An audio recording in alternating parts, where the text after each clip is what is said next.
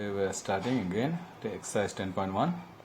We'll start from question number 6. Okay, we have already completed question number 1 to 5 in the last session. So let's do it. Question number 6.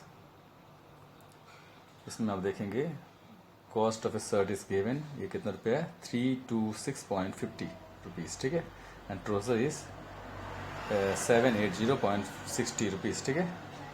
तो एक shirt का दाम दिया हुआ है और एक ट्राउज़र का दाम दिया हुआ है। हमें 3 शर्ट और 5 ट्राउज़र का दाम निकालना है, तो हमें सीधा मल्टीप्लाई करना है। एक शर्ट का दाम कितना है 326.50 को 3 से मल्टीप्लाई कर देंगे तो आपका 3 शर्ट्स का दाम पता चल जाएगा। और एक ट्राउज़र का दाम जो भी है क्या है 780.60, उसको हम 5 से मल्टीप्लाई कर देंगे तो 5 ट्राउज़र का दाम पता चल जाएगा। तो हम करते हैं इस क्वेश्चन को, ठीक है। क्वेश्चन नंबर 6, ठीक है, इसको करेंगे।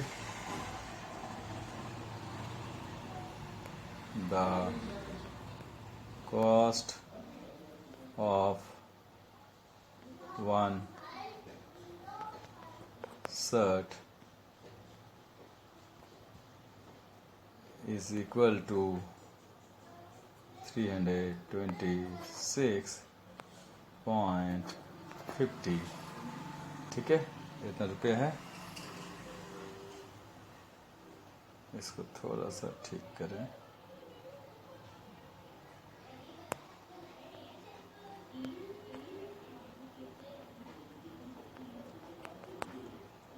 इस equal to 326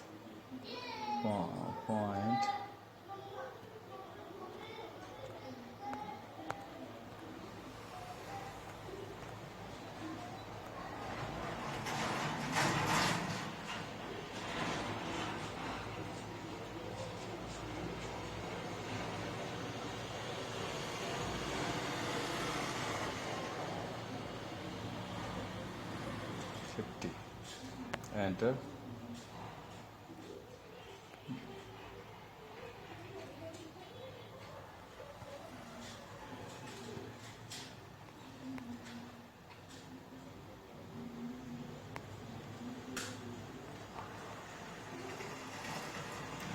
That's not good.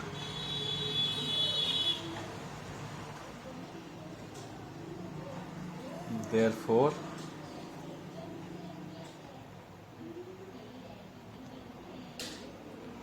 the cost of कितने शर्ट है 6 शर्ट इज इक्वल टू, हम क्या करेंगे 326.50 को मल्टीप्लाई करेंगे, ठीक है ना, मल्टीप्लाई बाय 6। इस क्वेश्चन को करते हैं यहाँ पे। तो मल्टीप्लाई हम यहाँ दिखा देते हैं, मल्टीप्लाई को आप साइड में कॉपी के साइड में दिखा देंगे, ठीक है। 326.50 मल्टीप्लाई बाय 6, ठीक है। तो 0 6 जा 0, 5 6 जा 30, 0 3 कैरी, फिर 6 3 जा 18, 18 19 20 21 21 1 लिख देंगे यहाँ पे, ठीक है। 6 18 19 2 कैरी, 3 2 जा 6 7 8 8 आ गया यहाँ पे 8, और 3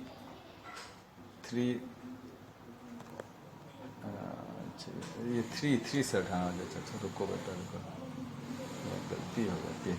हिंदी का ना वर्ड है ना, 0 3 जा, ये 3 है, 0 3 है तो 0 3 जा 0, और 3 5 जा 15 1 कैरी, फिर 3 6 जा 18 प्लस 1 19 19 हो गया, ये 19 हो गया 1 कैरी, 3 2 जा 6 प्लस 1 7 7, फिर 3 3 जा 9 9 लिखने का तरीका, अच्छा उल्टा लिख दिया मैं तो, 9 ये नहीं है, 9 कुछ 9 ऐसा होगा, ये 9 है। और तो यहाँ पे 0 0 3 5 जा 15 1 कैरी 3 6 जा 18 प्लस 1 19 1 कैरी फिर 6 प्लस 1 7। तो ये हो गया, आप पॉइंट लगा देंगे यहाँ पे। अब ये हो गया अपना, यहाँ लिख दिया answer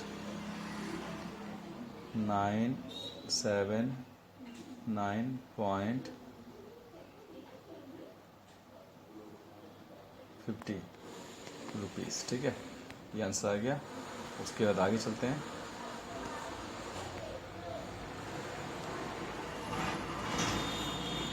the cost of 1 a trouser is equal to कितना है 780 point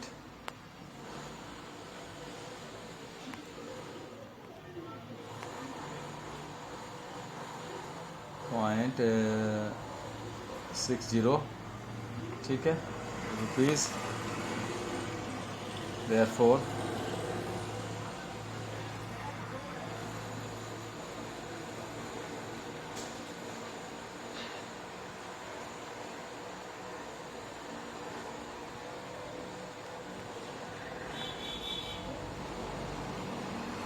the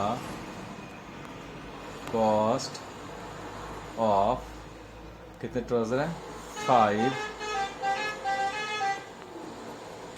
trouser is equal to होगा 780.60 मल्टीप्लाई बाय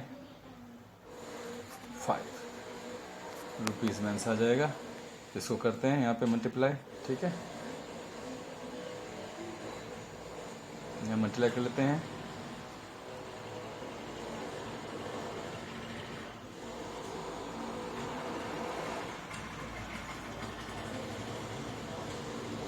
सेवन 8.60 को 5 से मल्टीप्लाई 0 5 6 जा 30 0 3 कैरी तो 3 यहाँ पे फिर से आ जाएगा। तो 5 8 जा 40 0 4 कैरी 5 से जा 35 प्लस 4 39 तो 2 का पॉइंट लगा देंगे। तो ये हो गया, यहाँ पे आंसर लिख देंगे। आपका आंसर आएगा 390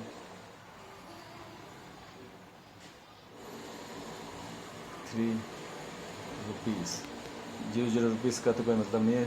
अच्छा लिख देता हूँ, चलो 0.00 रुपीज़ इतना हो गया। अब इन सबको प्लस कर देंगे। ठीक है, तो प्लस कर देते हैं और आपका आंसर आ जाएगा। टोटल कॉस्ट निकाल लेते हैं। ठीक है,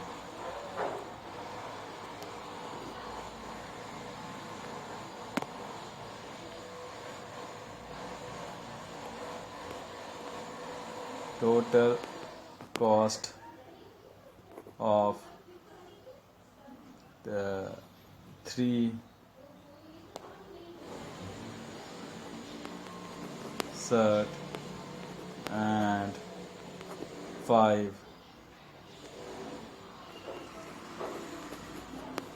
ट्राउज़र इज इक्वल टू, हम प्लस कर देंगे जो ऊपर में था। ठीक है, 9, हाँ तो हमें 9 7 9 9.50 प्लस 3903 रुपीज़, इनको प्लस कर देते हैं। ठीक है, प्लस मैं आपको दिखा देता हूँ।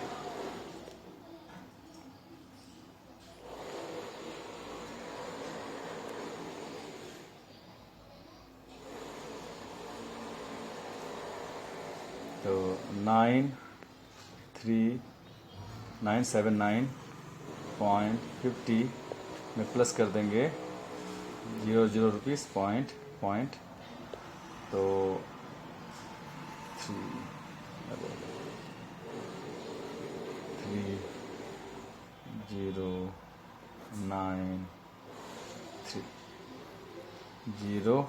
5 + 0 5 पॉइंट दे देंगे, फिर 3 + 9 9 3 12 9 10 12 2 1 करीब 7 + 1 8 8 9 + 9 18 8 1 करीब 3 + 1 4।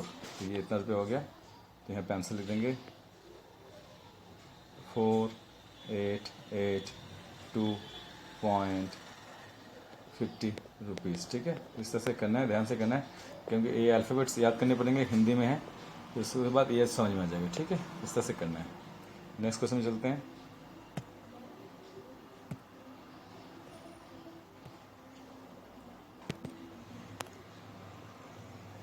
क्वेश्चन नंबर 6 हो गया।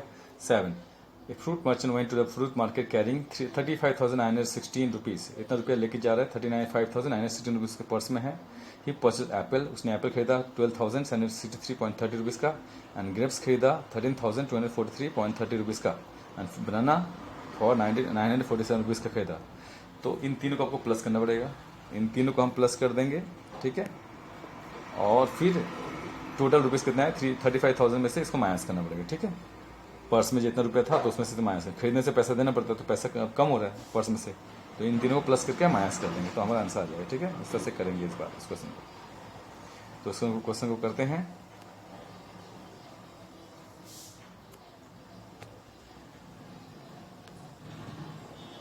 Question number 7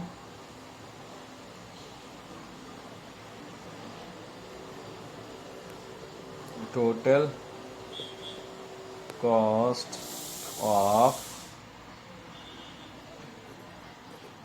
apples,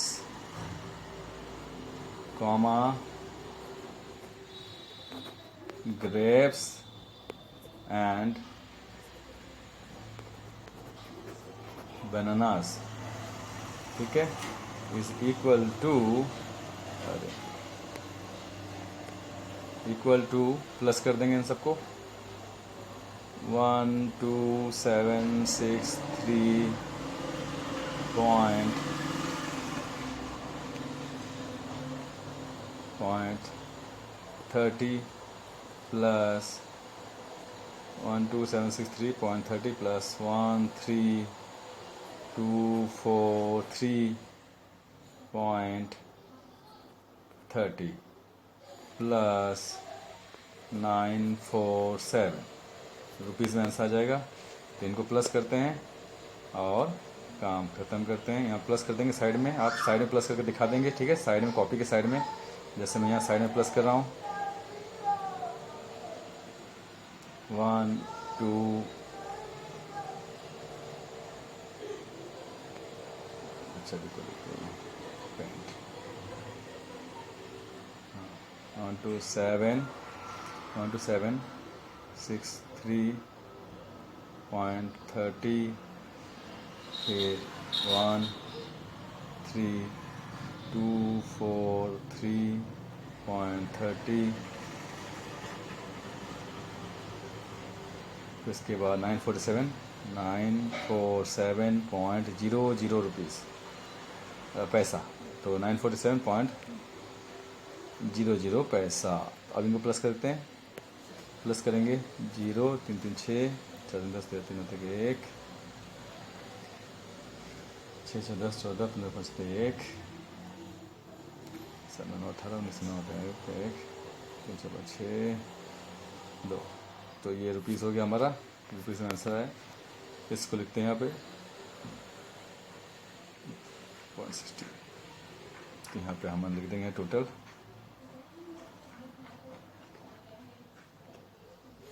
26,953.60। ठीक है, 0.60 रुपीज़, ये आपका आंसर आ गया। 26,953.60 रुपीज़ ये आ गया। अब हम पर्स में कितना रुपया था 26953.60 को हमें माइनस करना पड़ेगा जो पर्स में रुपया था उससे।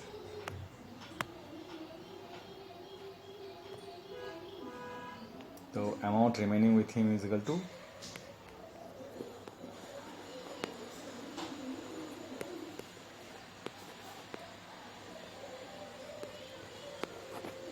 अमाउंट रिमेनिंग इक्वल टू हम माइनस कर देंगे 35,916 में से माइनस ये है 26953.60।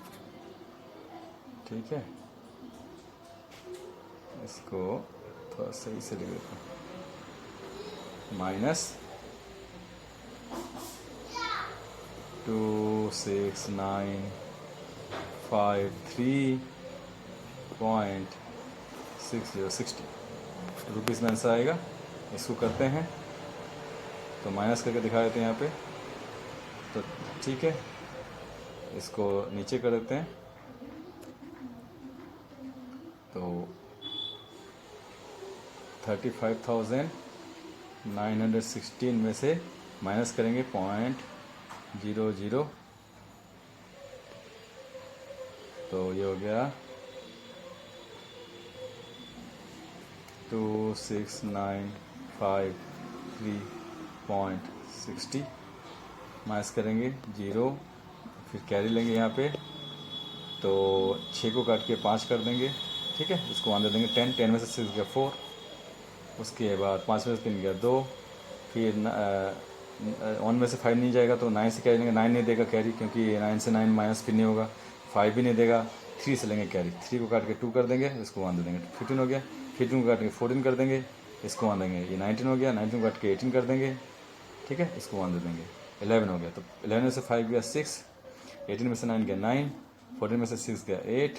ठीक है, ऐसे करना है, 2 में से 2 गया 0, 8962.40 रुपीज़, ये आपका आंसर 8962.40। ठीक है, यहाँ लिख देंगे 8962.40 रुपीज़, ये आपका आंसर हो गया।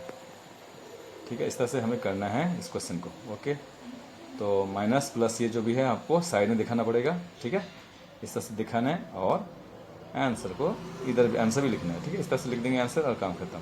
आगे चलते हैं।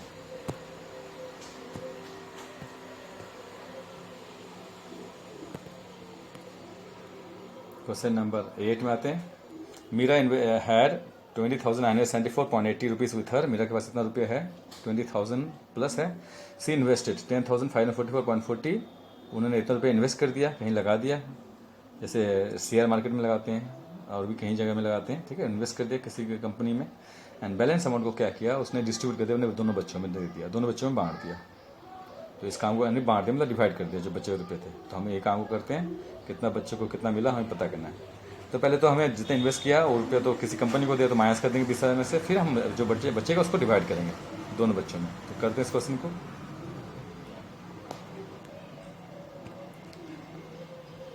क्वेश्चन नंबर 8,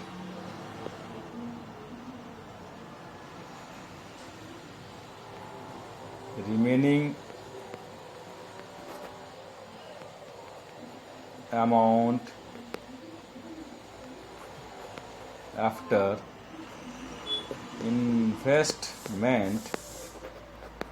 इन्वेस्टमेंट के बाद कितना रुपया बचा वो निकालते हैं। इक्वल टू क्या आएगा,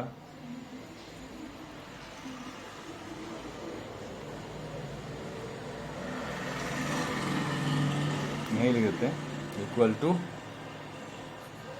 20,974.80, इसे माइनस करेंगे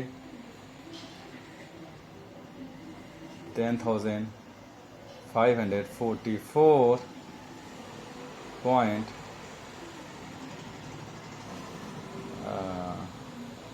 अच्छा ठीक है, यहाँ पे करते हैं।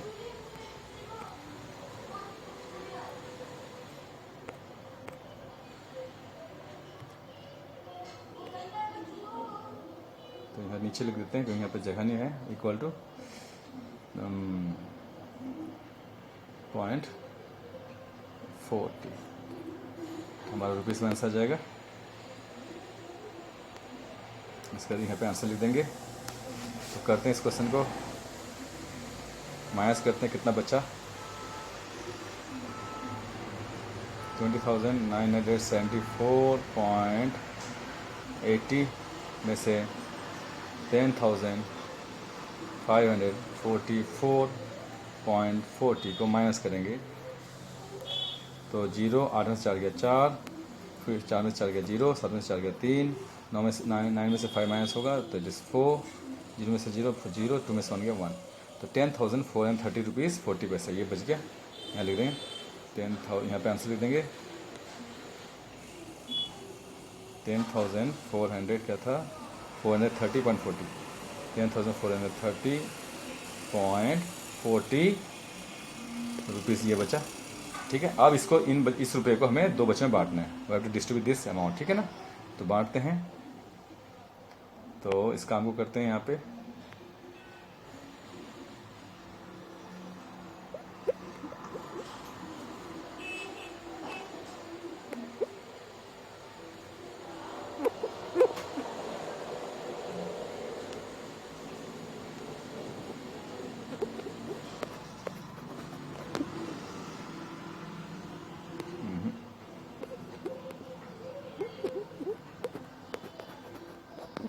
Amount obtained by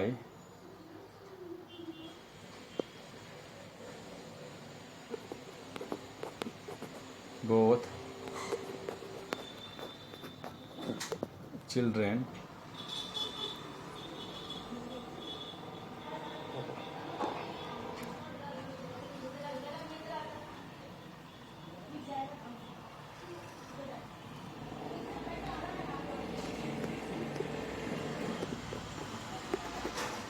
is equal to कितना रुपया मिला दोनों को। हम लोग ने बोथ के लिए बोला है तो वही हम लिख देंगे जो यहाँ पे लिखा हुआ था, इसी का आंसर लिख देंगे। कितना दोनों को कितना मिला 10,430.40 रुपीज़, क्योंकि एक एक नहीं पूछा है। ठीक है ना, दोनों का आपको नहीं पूछा है।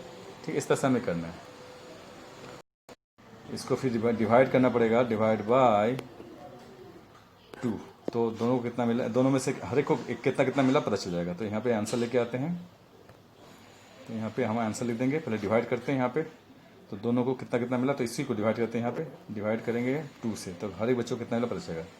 2 5 जा, तो दोनों को तो 10,000 में बांटा गया, लेकिन एक एक हर एक बच्चों को कितना मिला पता चल जाएगा। तो डिवाइड करते हैं। 4 नीचे आया, 2 2 जा 4। ठीक है, इस तरह से करना है। 4 नीचे आया, अब 4 डिवाइड हो गया। अब 3 नीचे आएगा डिवाइड होने के लिए। 2 1 जा 2, माइनस करेंगे 1 आया, 0 नीचे आया, 2 5 जा 10। ठीक है, 10 हुआ। अब ये यहाँ पे माइनस करेंगे, कुछ नहीं बचा। ऊपर में पॉइंट है तो यहाँ पॉइंट लगा के 4 को नीचे लेके आएंगे। ठीक है, 4 नीचे आएगा, 4 नीचे आएगा। फिर हम करेंगे 2 2 जा 4, 2 2 जा 4, 4 लिख देंगे। बस ये डिवाइड खत्म हो गया, क्योंकि 0 का कोई वैल्यू नहीं, तो ये 20 पैसा, ये 20 0 इधर आ जाएगा। तो 5215.20 ये आएगा आपका आंसर, 5215.20। यहाँ लिख देंगे 5215.20 रुपीज़ करके हर बच्चों को मिल गया। ये रुपीज़ है। ठीक है, आंसर इस तरह से करना है। क्वेश्चन नंबर, अब आगे चलते हैं नेक्स्ट क्वेश्चन के लिए।